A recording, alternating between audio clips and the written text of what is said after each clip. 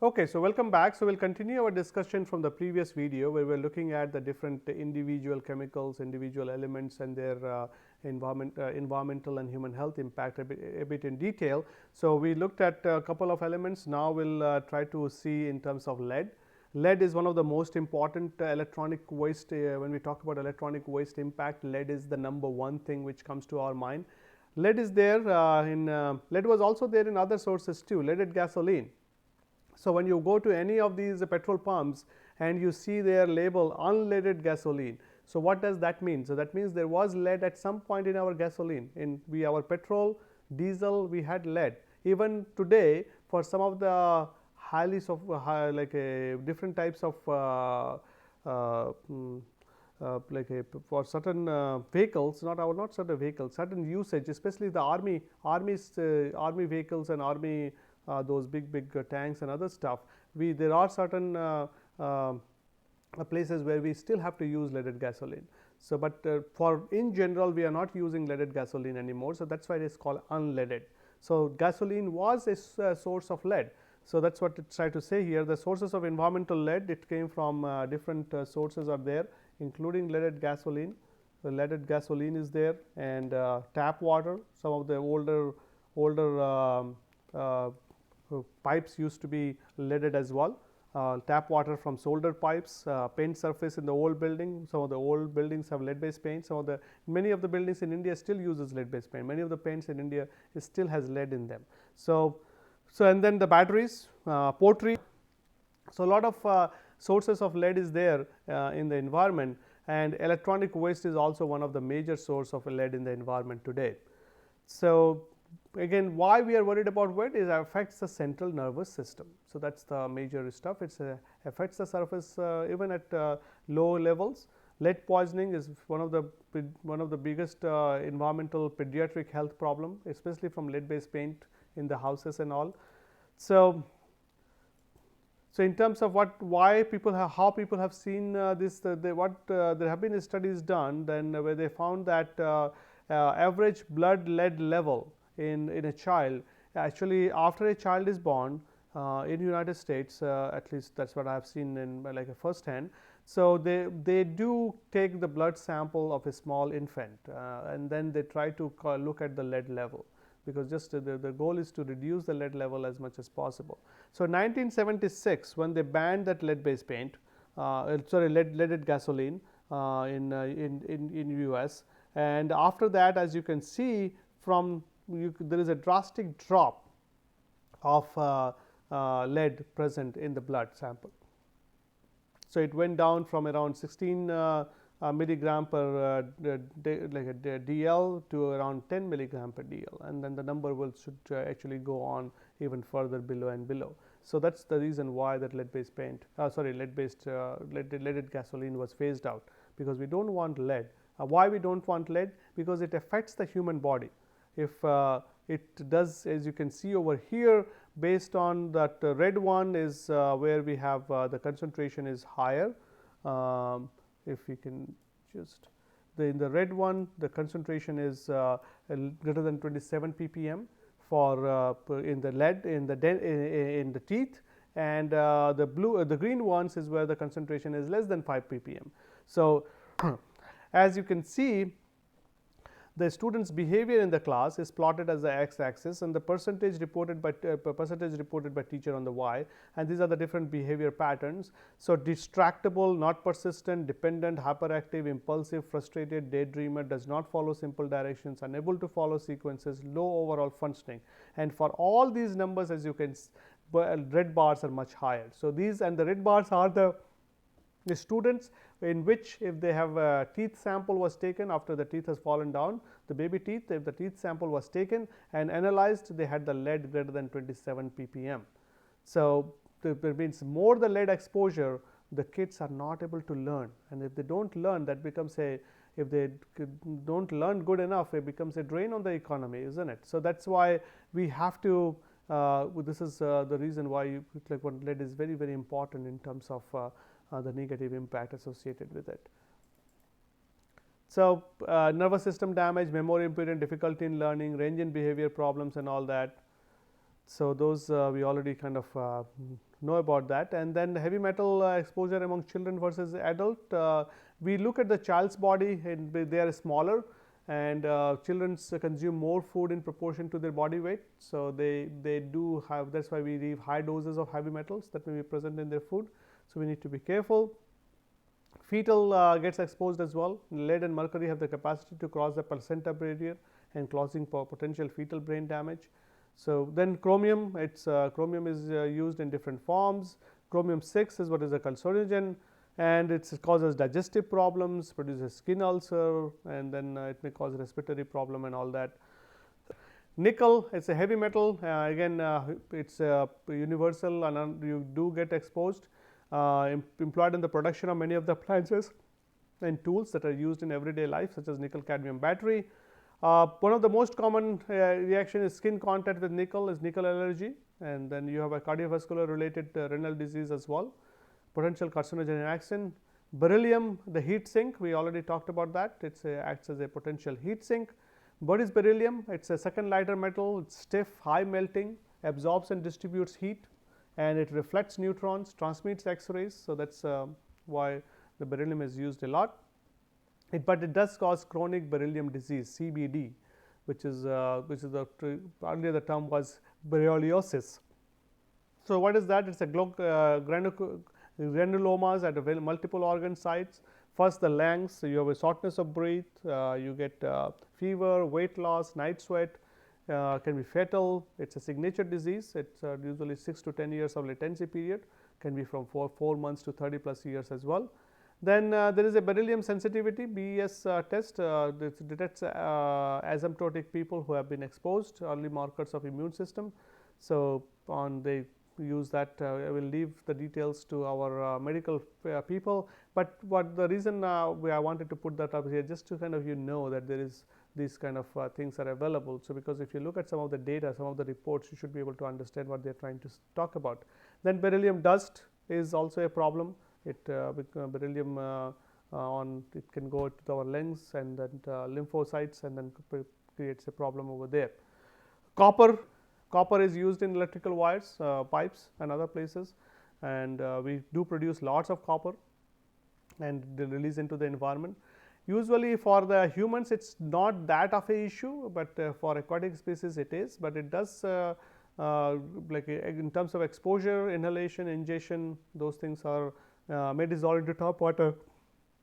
So, in terms of the exposure, it can produce respiratory problem, gastrointestinal problem, dust, nose and respiratory intact, very high level can cause liver damage, but those things are there. Zinc, again zinc is used in different places. Zinc can come as a coating for rust inhibition, component for batteries, to make brass, bronze and other alloys, galvanized coating. A nutritional element you do use as a multivitamin as well, but there are if you take a large quantity, stomach cramps, nausea, vomiting, can also cause anemia, damage to pancreas. Breathing high concentration of zinc causes a disease known as metal fume fever, like a Galvey fever. This condition known to be immune mediated response. So, that is depending on depending on different people may get different effect. Aluminum again used in pots and pans, construction sites, various medicines, cosmetics, buffered aspirin, antiperspirant, they are used, and but there is an association. People are worried about aluminum's association with Alzheimer disease. There have been some research which has presented that aluminum does cause Alzheimer problem. So, for example, the soda bottle, if you use the aluminum cans, usually these soda bottles has very low pH, and when they have the low pH, the aluminum from the cans has a tendency to get into those soda, and those gets into this Pepsi, and so if they get into this soda, it becomes a problem in terms of your over the time when you are consuming this soda, you are not only consuming soda, you are getting little bit of aluminum free of cost, and this aluminum free of cost is becomes a problem in terms of you looking at creating your Alzheimer kind of problem, Alzheimer disease. So, there is no conclusive research yet, but there have been lot of studies is suggesting that aluminum can cause Alzheimer problem. So, that is why usage of aluminum pots and pans and other stuff, people say that we should not use that. So, again anything we need to be careful, we need to be, but with exposure to all these different elements at a high concentration could lead to certain problems. So, basically you need to have a balanced approach. So, what we have seen so far is we looked at the different elements that is present and what are the ill effects of that. I did not go into each and every slide in great detail because that is more like a reading material, and the reason we put all those text in there so that you can read it, otherwise you will have to find the similar information. So, we basically summarized it and put it in a form for you to easily read that. Now, we will try to take this discussion forward and look at some of the case studies, some of the work that has been published in terms of looking at what is the impact heavy metal contamination and from the e-waste recycling facility were mostly informal recycling. So, let us look at some of these case studies. So, this case study 1, it is where this work, most of this work as you will see is actually showing up from China.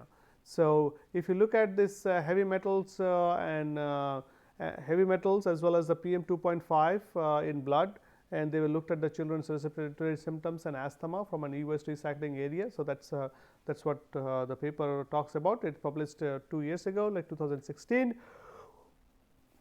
So, what they did, they took 300 children, total of 300 children, 3 to 8 years of age. They recruited from a kindergarten in the e-waste exposed area. Guayu is one of the very famous place in terms of the informal e-waste recycling.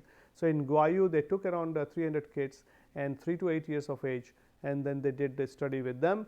So, 170 peers were enrolled from another kindergarten in Haojiang, which is the reference area, which is around 32 kilometers from the east of Guayu.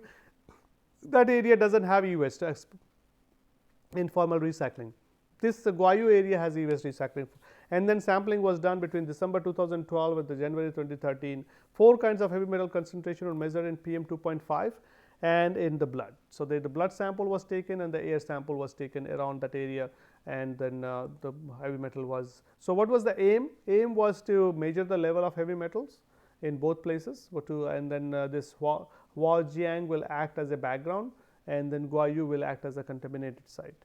So, determine the factors contribute to the blood heavy metal for the children, the prevalence of respiratory symptoms and asthma of children, what are they are prevalent, factors contribute to respiratory symptoms and asthma and all that.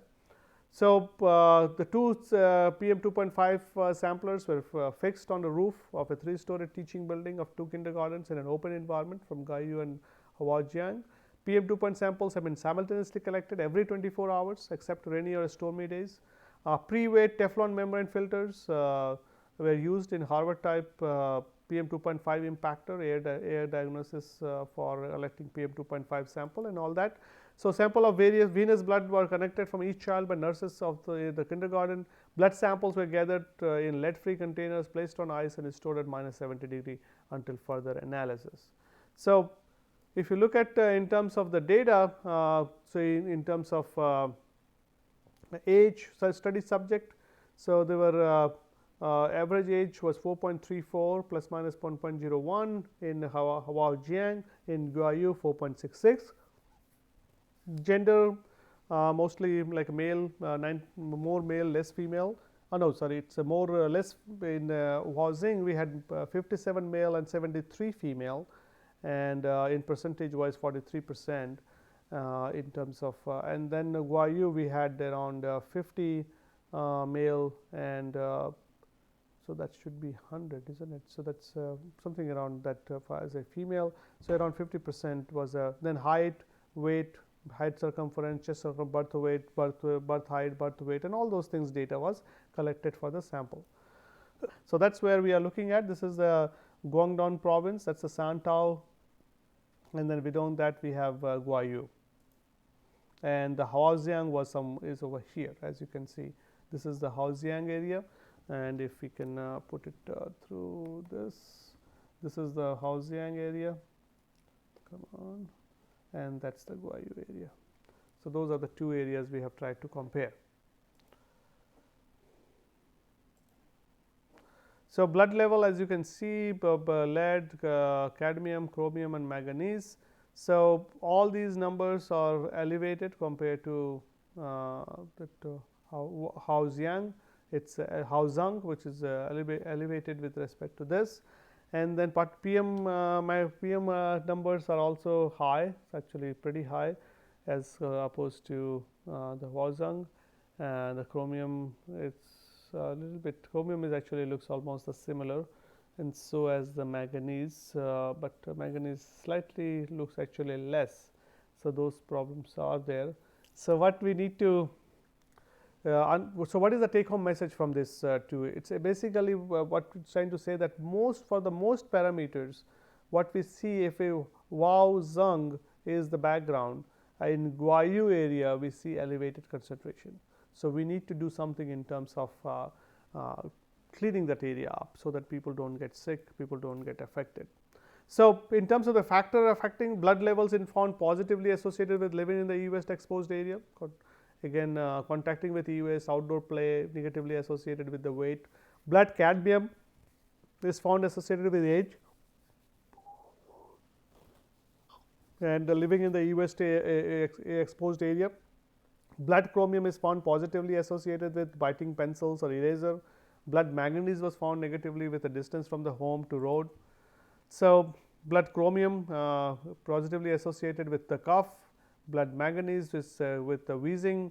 Contacting with E West is positively associated with the phelgum. Blood level greater than 5 milligram per liter, blood lead level, and with the home close to E West, and the risk factor for asthma. So the major conclusion that they found was that E-waste exposure or use home as a workshop, home close to an E-waste recycling facilities, parents' participation, and the child's contact with the E-waste. The family income, passive smoking, distance from home to road were the secondary factors as well.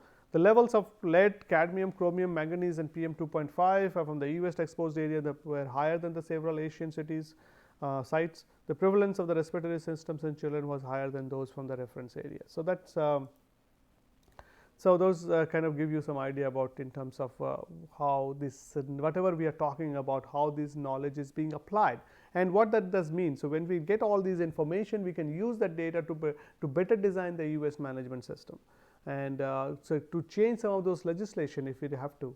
So those are the reason why we need to collect these kind of data. So some other background in terms of the PCBs, we have a mixture of 209 individual chlorinated compounds. They are PCBs are a flat soluble, water soluble hydrocarbon. Common structure is C12 H10 - X ClX. PCB mixtures is known as in the US trade name as Aerochlor, and they are either oily liquid, colorless to light yellow, no smell, extremely stable up to 870 degrees centigrade, fire resistance and electrical insulator, and they use as a heat transfer, lubricants, insulation fluid, also used for sealants, paints, plastics, old fluorescent lighting fixtures, electrical device. Manufacture of PCB actually stopped in 1977 because they found that it can cause large amount of it can cause harmful health effects. PCBs can enter air, water, soil during the manufacture. Accidental spill can happen. It's still released from the hazardous waste sites. So those are the way it can come to the environment. Are not readily biodegradable. In water, stick to organic particles and bottom sediments. It binds strongly to soil. PCBs are consumed with the small organisms and the fish in water. Then it will be the big fish, and then ultimately the humans can get exposed. PCBs are used old fluorescent lighting fixtures. If you use more than 30 years old, eating contaminated food like fish production, dairy production, breathing air near the hazardous waste site, workplaces during repair and maintenance of PCB accidents, so fires, spills involving products containing PCB. So there are health effects, skin conditions, changes in blood pressure, changes in blood and urine, indicating liver damage. The animals, mild liver damage, animals, then anemia, skin conditions, and those things are there. PCBs does affect on children. Mothers exposed to high level of PCB in the workplace or ate large amounts of contaminated fish. Babies weight less than the other babies with the mother not exposed to PCBs. Problem with motor skills and decreased short-term memory. Immune system complications, in fact most likely to be exposed through breast milk. Can PCB cause cancer? Studies show that workplace exposed to high dose of PCB can develop certain kind of cancers, including liver and biliary tract cancer. rats that ate food with high doses of PCB for 2 years developed liver cancer. The EPA and the international agencies for research on cancer have determined PCBs to be carcinogenic for humans. So that's is being used. So in terms of reducing, avoid eating fish, avoid children playing with old appliances, discourage children playing in the dirt near hazardous waste facilities exposed to PCBs. They could be brought home on clothes, body, or soil, or tools. Shower before you leaving. Keep work clothes and tools separate from clean site. So there is a drinking water standard for PCB. EPA goal is to have a 0, but you cannot really have 0. So it's a 0.0005 ppm. PCB spill or accidental release into the environment of 1 pound or more can be reported by PCB in 2000 itself. So EPA has a mandate of around 0.2 to 3 ppm. All food and other stuff, Food and Agriculture Organization also has it. So these numbers are only for your standard. So in terms of PCBs from air, we have the different agencies. This is occupational health and safety. You have 1 microgram per meter cube, 1 milligram per meter cube for PCB as per OSHA. The top one was for NIOSH. The second one is OSHA, and both the standard. We have the all physical forms, aerosols, vapor, night sprays, and other stuff is part of that. So PBDEs similar to PCBs. PBDEs, there is a mixture of 3 penta, octa. Penta and octa is no longer made. So it's mostly 3 types of PBDEs which is being used. So it's mostly tetra penta used in foam. 18.3 million pounds per year in the America. So 98% is used in the Americas itself. All congenders, highly bioaccumulative. 86 to 99% of they found in human tissue. So you have octa BDE, penta BDE, octa BDE, and deca BDE. So these 3 are there. So octa BDE 3 million pounds per year, and deca BDE 53.6 million pounds per year. So that's a lot of PBDE coming out. So they are everywhere. So PBDEs are now ubiquitous environmental. They are indoor and outdoor air, housing and rate, office dust, rivers and lakes, sewage sludge, remote Arctic regions, biota. So they are basically showing up everywhere. So PBDEs point sources are wastewater treatment plant, landfills, chemical plants, and non-point sources is plastics, electrical industry, furnishing foam, and then those things are also PBDEs are used there as well. So that's in terms of the non-point source. Then in terms of the human exposure, we can get it through the breast milk, through the fetus transfer, through the diet, indoor house, office dust, can be from the occupational, from the exposure in the workplace. So in terms of dietary intake, again based on the age and food group, as you can see, that people are getting exposed to different types of diet, from dairy, from meat, from fish, from egg, from fat product, from human milk. So think about the PBDEs and other things present in the electronics, and they are making into the food, and then they are coming on your plate, and then you are consuming it, and then you are getting exposed to that. So again, it's kind of gets a lot of chain goes around. So it's that's where you see all these exposure coming out from infants, like males, elder males, and as you can see here from the dairy, we see that from human milk is for the small babies, and then after that you see from the dairy products, the milk and other stuff. As we grow older, we try to use less. Meat is a major source of PBDE, then egg, fat products, and those things are also other sources.